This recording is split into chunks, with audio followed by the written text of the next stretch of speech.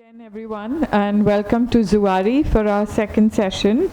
We have Shalome Rides a Royal Elephant, the story of the first Jews of Calcutta.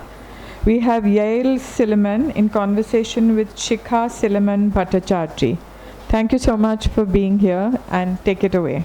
Thank you so much.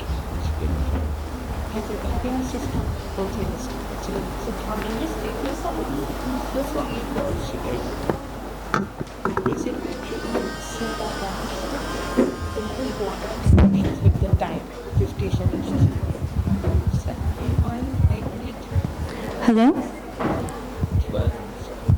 Hi, welcome everyone. Take a seat and we'll get started when you're settled.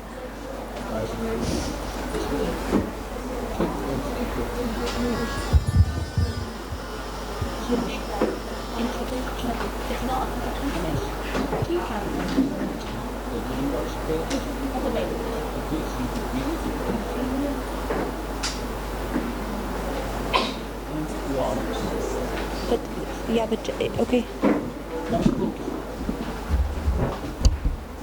Your hall is about to fill. If you just wait for one more minute, your hall will fill. No.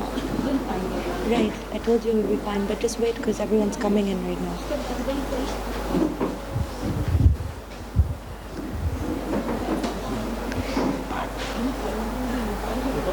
See, just...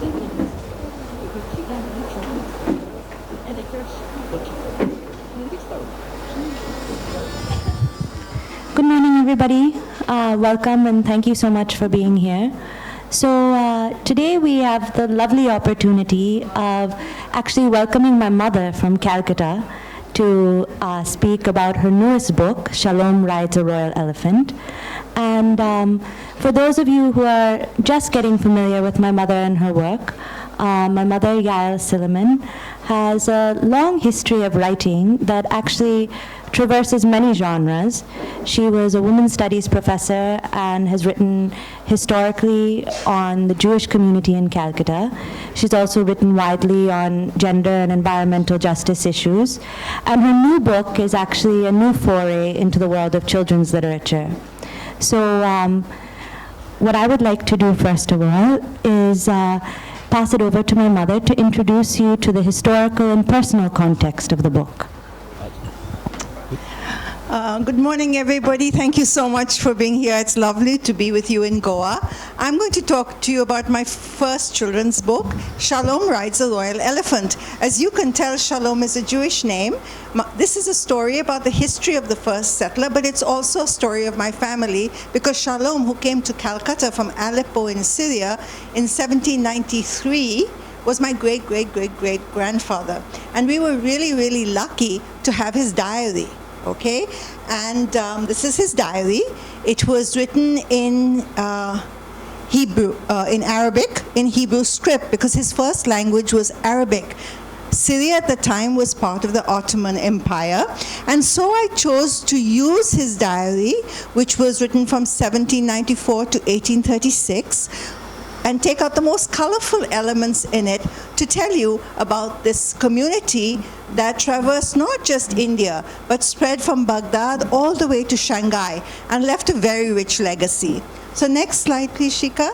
This is just some of the correspondence that we also have about him, where he's asking the Governor General, who was British at the time, to travel to Iraq, because he was a traveler and he was a trader, okay?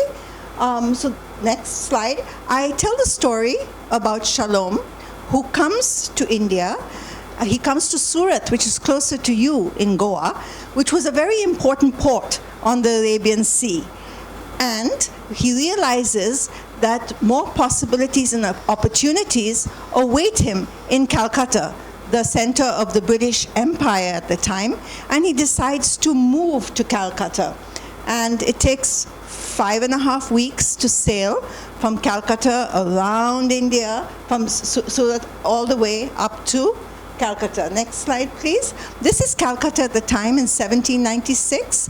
There were some few British buildings that were already in existence, and he was one of the people among many other communities who helped Calcutta become a very important mercantile center. Next slide, please. I have the story told by a monkey. okay? Because monkeys are ubiquitous to India. Monkeys are clever, just like we are.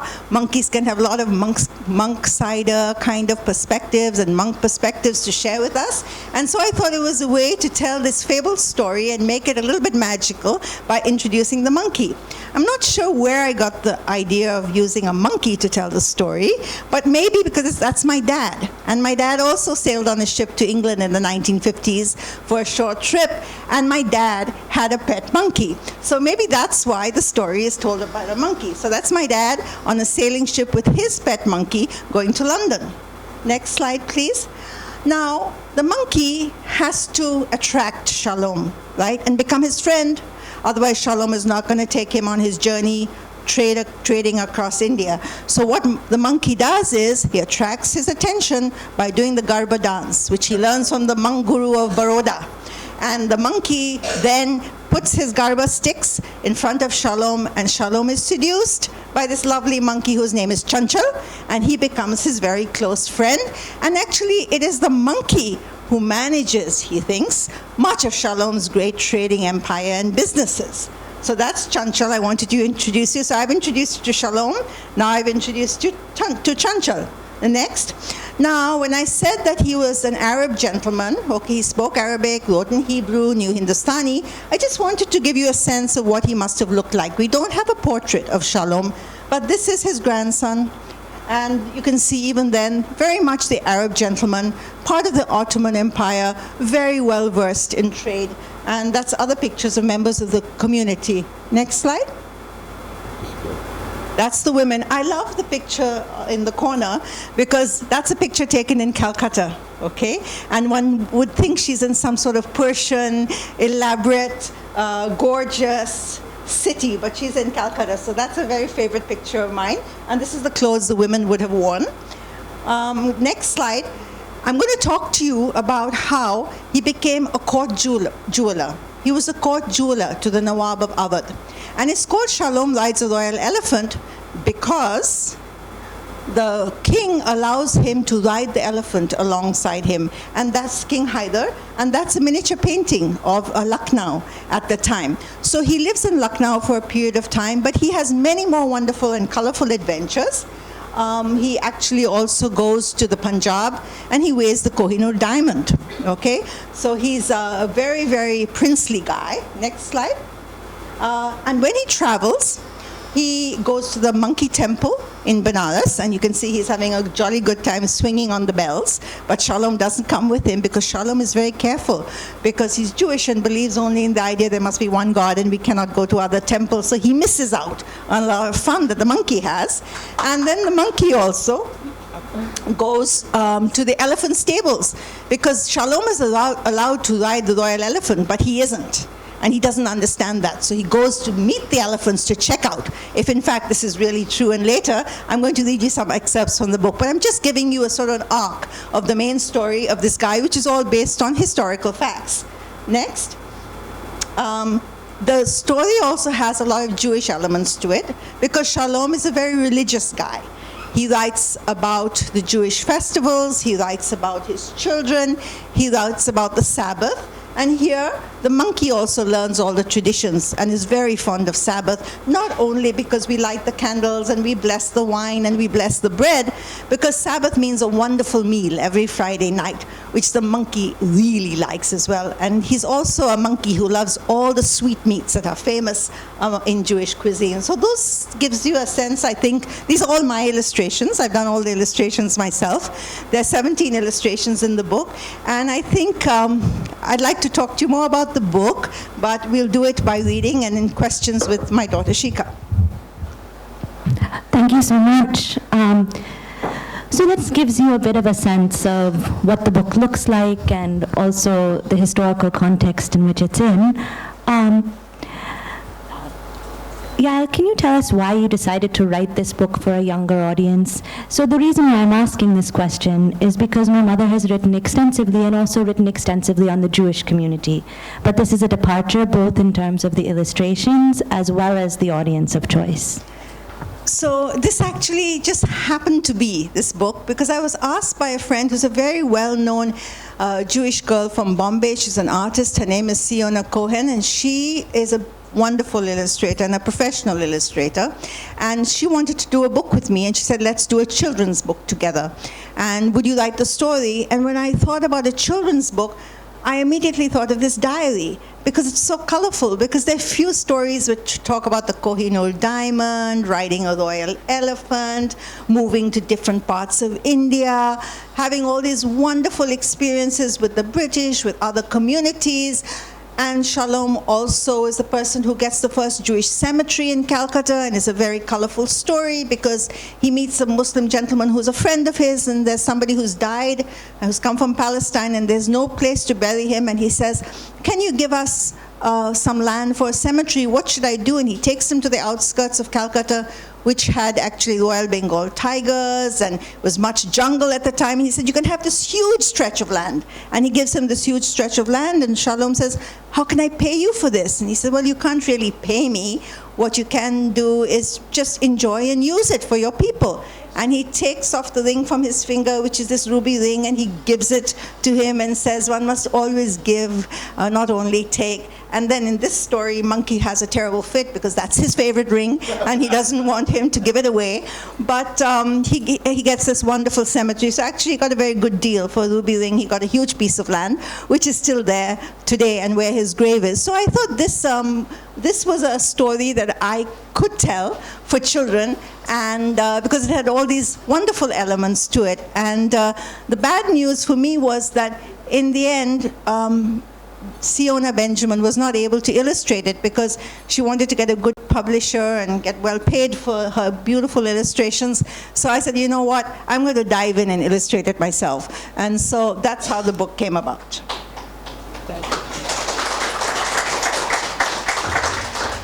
And it's come out beautifully, so congratulations. Thank you. So it would be great if you could take us a little bit through the journey of the book. You've given us some highlights here and there, but a bit of the arc of the story of what people can expect, and maybe read a few passages. Okay, so I'm going to read just about 2 or 3 different passages to see if you enjoy the flavor. It was the year 1792. One morning in the port city of Surat, I was swinging from branch to branch doing my morning exercises. I gave a really long jump, whoosh, and went flying through the treetops. I climbed to the top of a mango tree and settled down to relax and enjoy the view. I love sitting way up high watching the silver-gray dolphins dip and fly over the blue-black waters of the Arabian Sea. You see, while I'm a champion of so many sports, I can't swim. I watched the dolphins playing and wondered if one day the dolphins will give me a ride on their backs. They would have to promise not to plunge underwater while I am out at sea with them. The dolphins swam away. A large ship with many decks and billowing white sails came gliding through the waves. It made its way to the dock right next to me. I scampered closer to get a better view. I watched ships dock in the busy port to see what kind of people visited my town. I made it my business to know what was going on so I could tell the other monkeys what those humans were up to. That day, I saw a tall man aboard this big ship. He stood out from all the others. He was wearing a maroon and gold turban that was elegantly tied. His robes were long and flowing. Many servants followed him. I knew he must be an important person and certainly very rich. I heard people call him Shalom. I scratched my head. Tick, tick, no, I had never heard that name before. I swung down to a lower branch to get a better look at him. Tick, tick, tick in the talk. My brain whirred in circles. I, Chanchal, an amazing, brilliant monkey, most respected across many monkey kingdoms, knew I could be a friend and great partner for Shalom. I could teach him a lot about my home, Surat, and about life in this part of the world. After all, everyone needs a monk perspective, and perhaps Shalom could teach me a thing or two. With him, I would live a life of comfort. So that's his first introduction. One more passage. I'm going to read you a passage about You need to buy the book. thank you.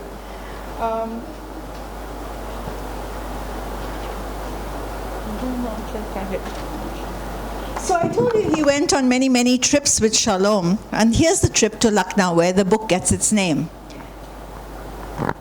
At Shalom, at Lucknow, Shalom rode an elephant alongside the king, which was a special honor. I was so disappointed when Shalom said I could not ride along with him. The first day this happened, I wailed and could not be comforted. Then tick, tick, tick, my brain started whizzing so fast it whizzed. Whiz-a-doodle-doo, I would meet those royal elephants and find out for myself why I was not allowed to ride in the procession. I would speak with this magnificent gray creature that had such big ears that were almost as big as me. The ears had flower designs on them made with colored chalk powder, and the creature had the longest nose I had ever seen. It stretched from his forehead to almost sweep the ground. I found my way to the elephant stables. Wrapping my tail around the largest elephant's trunk, I captured his heart. He explained that there were many rules about who could and who could not ride a royal elephant. He did not like the heavy seat that was placed on his back, where many people were seated. It chafed and hurt. He told me blood-curdling tales of how in battle he was pierced and fired at by many armies. My brain raced, tick, tick, tick, tick. He showed me where arrows and even a bullet had made a hole in his tough, dry, wrinkled skin.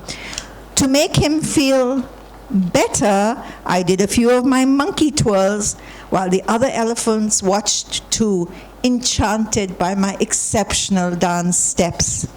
Before leaving the stables, the mother elephant called me and picked me up with her trunk. She placed me on her back and took me on a ride around the stable. She introduced me to the other elephants and invited me to come back and visit whenever I wished. I asked if I could sit on her forehead and slide down her trunk, and she said yes. She stood up. I was so high off the ground, and I slid a long way on a thrilling ride to land with a big thud, dud, dud on the straw floor. What a thrilling experience it was to visit, entertain, and be entertained at the stables. I will never forget it, and I hope they will not either. I do not think they will, as we all know that elephants have long memories. I wonder if their memories are as long as their trunks.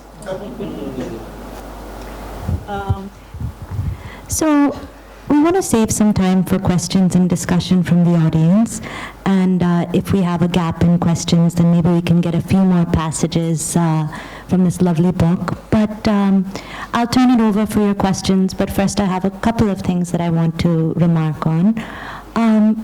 For me, this is an important book. And it's an important book as a mother of a child, someone who's often looking for content and looking for content that is about the rich cultures of India and their diversity, right? And so here we have a historical story that is told in a magical way that is very of the moment in the language that's used, in the accessibility for children, but also of the moment in the fact that this is a moment where we really need to do the work of remembering all of our cultures, all of our stories, all of the people that have come together to create the fabric of India. And so in my family, it's a great gift that my mother, this is her fourth book on the Jewish community.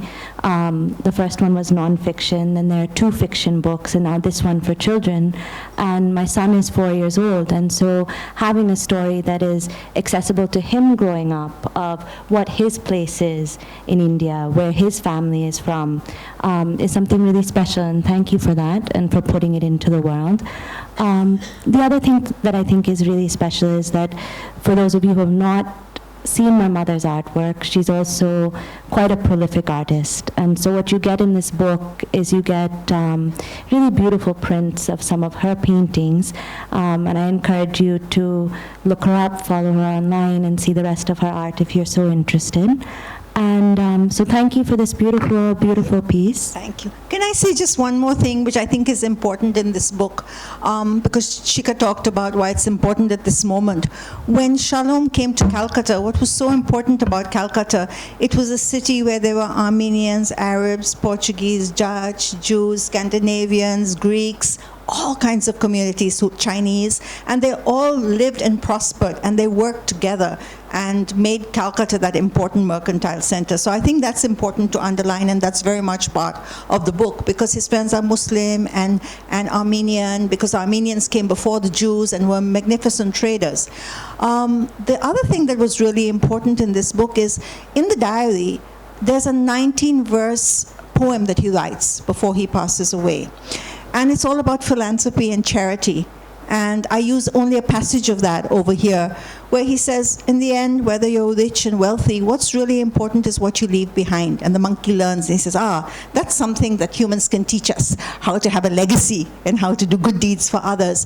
And not only did the Jews have an enormous footprint, especially in education, hospitals. Those of you who are from Bombay would know the Sassoon Library, the Sassoon schools. They were part of the same community. But across Asia, they built schools and hospitals. And I think that's a very important part of the story as well. So I think here, this book has also got a lot of values I try to bring subtly to it, and also a very strong environmental message that, we always treat animals and humans and with animals with disdain, but they're really very clever, and they can also enrich our lives greatly. And in the end, Chanchal is Shalom's greatest admirer and his friend.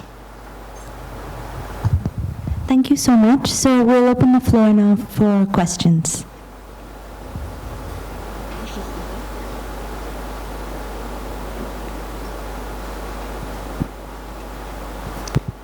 Jael, tell us about how it was for you as an author to get into the head of a monkey. You've been in the head of many other characters, but never a monkey. Actually, I think monkey is the easiest head to get into, because monkeys are so much like us. They're curious, they're funny, they can do things that we can do. They can walk. They don't quite talk like us. But a monkey was the easier one to do. I thought about other animals. I thought of a bird first, and I thought, I can't do that. And I thought about a horse that he travels with, but that doesn't really work. And so the monkey seemed to be the easiest. So I really didn't get into the monkey's head. I think the monkey got into my head and basically told me what to do. And actually, we're all a little bit of monkey, aren't we? That monkey part of us is still there. We love to have fun. We love to be curious. And so the monkey got into me. And I think over the book's writing, I thought it was going to be a lot about Shalom, but it's also a lot about the monkey and the monkey perspective, the monk-sider perspective that he brings to the book. Because monkeys see it, and animals see us very differently from we see ourselves. So I think it just happened.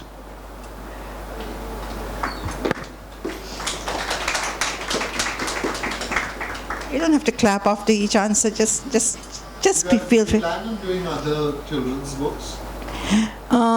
Great question, Jerry. Actually, one is spinning in my head. I have a much more serious book I've been asked to write about the Jewish community and other non-fiction, and I don't want to just also pigeonhole myself into writing about Jews. That's definitely not what I want to do. I'm an environmentalist, a feminist. I believe in heritage issues. So I'm right now thinking about writing another children's book, and the character will be an owl. And the owl is actually going to be situated in three very important, in Dalhousie Square in Calcutta, which has wonderful old buildings. And I'm going to tell, I think, the story of those buildings and the people and what passes through from this higher up perspective of these owls. So that's cooking in my head. I'm hoping I can do it, because actually what I found is I loved writing this book. It was actually just fun. It came easily. And I like doing illustrations. So though I'm not an illustrator, I'm already got pictures of owls and buildings in my head, and owls jumping into tanks and statues, from Writers' Building, going for a swim in the Dalhousie tank when everybody else is fast asleep. So I think that'll be my next one. You are selecting one. You are choosing some of the most intelligent beings. Good. Yes, because owls are supposed to be very wise, right? And monkeys are very clever. Yeah, I think so. I don't think so much rationally. I think they're just intuitive things that happen. So I'm not a very analytical kind of thorough thinker. I sort of just go with the flow. And this is the flow that's coming right now. Did you test drive it on your grandson? Actually, it's too small. He's 4.5, but it's dedicated to him. So I've told him bits and pieces of the story. But I think, this has got a lot of history embedded in it. And I wanted that.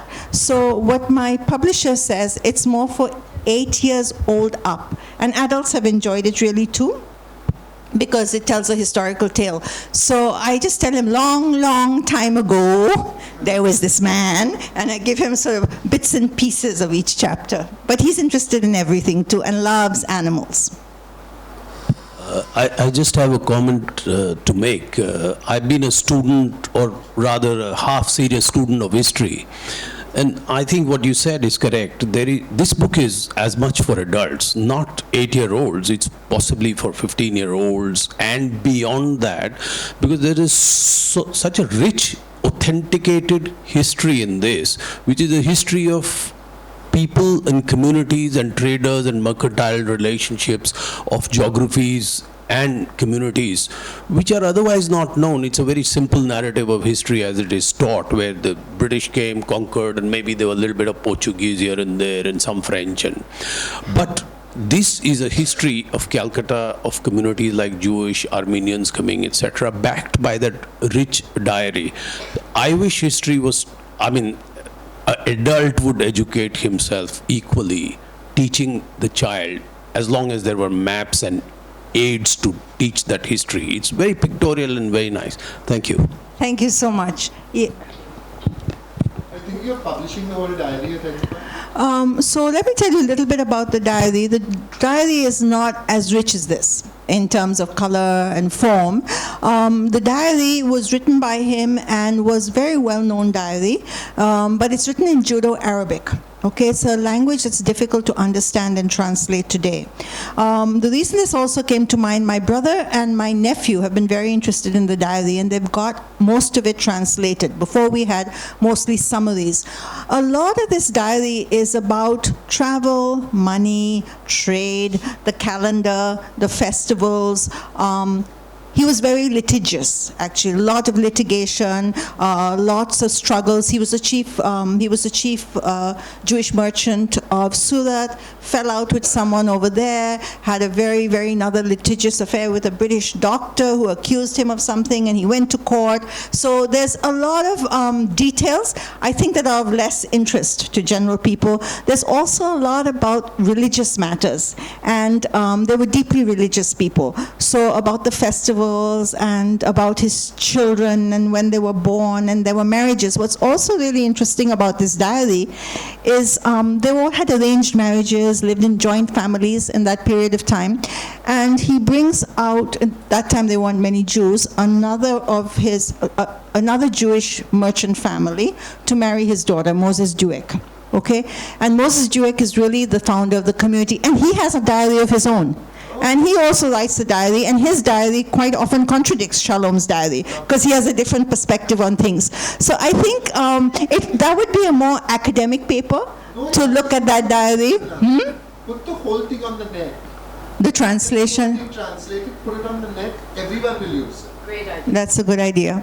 Okay, so that's where, but it is a very rich source. We're lucky to have an ancestor who leaves that kind of diary. No, I'm not. I think it would be very boring, Jerry.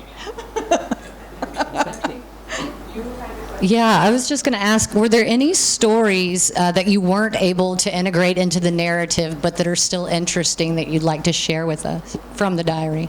There's one very... Okay, so there were lots of things in this diary. I had to make a choice about what I could and what I couldn't use, because I wanted it to be for children. So, for example, now it's not an interesting story, but interesting to me, Shalom actually traveled with slaves. There were slaves up till 1850, and it was quite common at that period of time. He traveled with his own man who did kashrut. He was a rich man, as was David Sassoon when they came out from these places. There's a very interesting story which I wanted to include, because he was only 37 or 27 when he came, or something like that, and he was already married in in Aleppo. And he wanted his wife, Seti, to come with him. And they said, no way, we're not sending my daughter. She was also from a rich family. And his father-in-law said, if you pave, this is the words, if you pave the way from Aleppo to Surat with pearls, I will not send my daughter to India. Wow. So he came out on his own, and very shortly afterwards, he had a business partner whose daughter was very, very beautiful. Her name was Najima. And Najima came to Surat with her family, and they wanted to arrange a match between her and Shalom. And they did arrange a match. What's interesting about her is that she was dressed up as a boy all the time, so she could go out in public. She wore a turban and pants, and there's actually an illustration of her getting dressed up, if you can find it, with her long locks, but the turban ready to go and meet him. And he does marry her shortly thereafter. After he gets married to her, the father-in-law agrees to send Seti out. Okay? So, and in those days, Jews didn't often have more than one wife, but they could, because they followed the law of the land where they lived. And in Arab countries, they were able to have more than, right in the beginning, more than one wife. So she comes out, and Najima welcomes her and says, you are my elder sister. Here are the keys of the household. Please run the home for me. So that's the picture of her getting dressed with a big turban to put in all her locks and her pajamas that she's going to wear and the man's outfit. And unfortunately, she dies in childbirth whilst Najima is looking after her. Okay? So she dies in childbirth, and I think that's sort of a very sad time for Shalom. And he decides, I'm moving out of Surat. And he takes his wife and he moves to Calcutta and soon moves over to the Dutch colony Chinsura, where he settles for a period of time. So, yeah, so I wanted to tell the story about Seti and paving it, but that's, you don't want to tell children that somebody died and she died in childbirth. Okay, so skip that, so skip that story, and just brought in Najima, dressed up as a boy, to meet him. So I was doing that all the time, filtering what would work and wouldn't work. So I took the most colorful elements of the diary. Fabulous little novel also. Really, that whole moment of Seti, Najima, father-in-law, Shalom is a fabulous small novel. Really? Yeah. What a big story. Sorry, just 1 minute.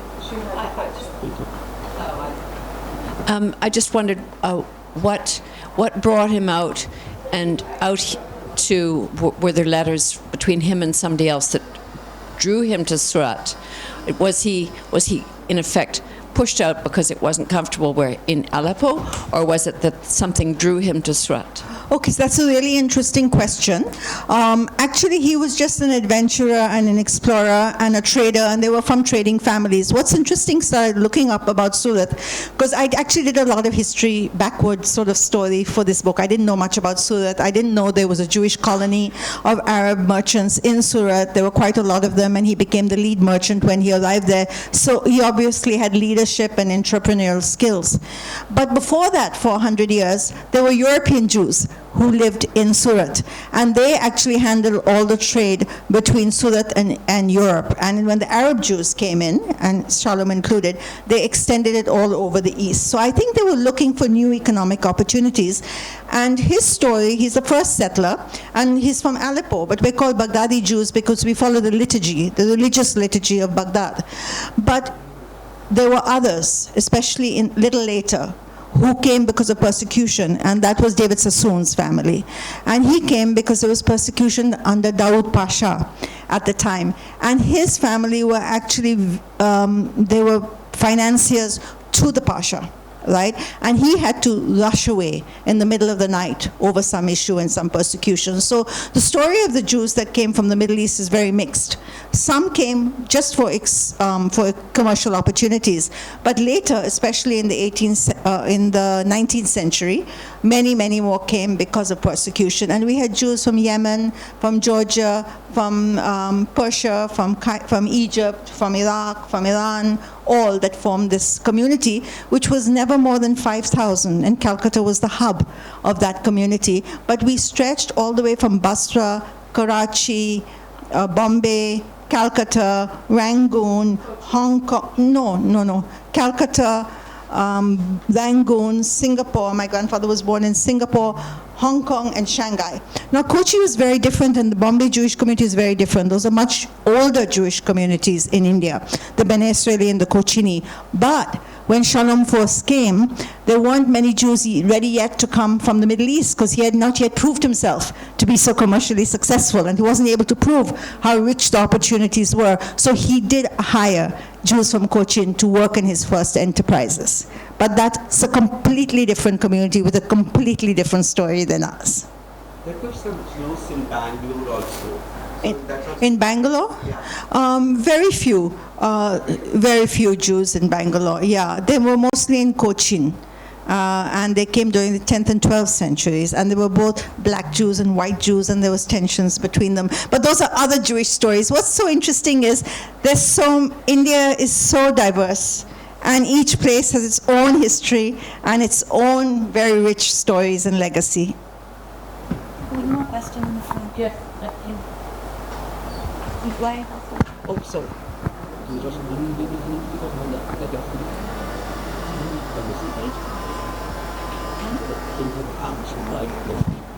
No, I just have a very quick, uncalled for advice or suggestion. I think going forward, the kind of material the diary has and the kind of domain knowledge or expertise that you have, would you consider doing what is called a comic book? Because just like comic book in sense of, comic books have become very serious, as we all know. The Japanese began it with manga comics, and the French perfected it, where some of the very serious kind of novels have been written in comic forms, which are illustrated very, very nicely and have some serious messages, etc. That could be for an adult world where this, even if you just did Jewish history of only one section of Jewish, I think it could be a great idea. All you needed is a good illustrator, that's all. Yeah, that's in comic form. That's the hard part, to get a good illustrator. But thanks, that's really interesting. New challenges all the time. Do we have any more questions?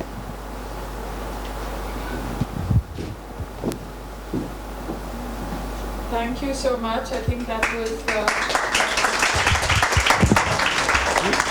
was educational and entertaining, and I love the stories, the characters, the visuals. Thank you. On a personal note, my daughter teaches in a Jewish school in San Francisco, and she's always looking for Jewish stories in India. So she called me and I said, I have this book, there are elephants and monkeys. She said, please bring it. So okay, lovely, thank you. Third grade, so I think it's perfect. So thank you. Thank you so much. Thank you everybody for coming at short notice. I really enjoyed being with all of you. And there are some copies of the book available outside, but you can also get them on Amazon or from Speaking Tiger, which is my publisher. Thank you. Please buy and please get her to sign it. I'm sure it'll be a great experience. Thank you again. It's a good reminder of the diversity of our country and the world.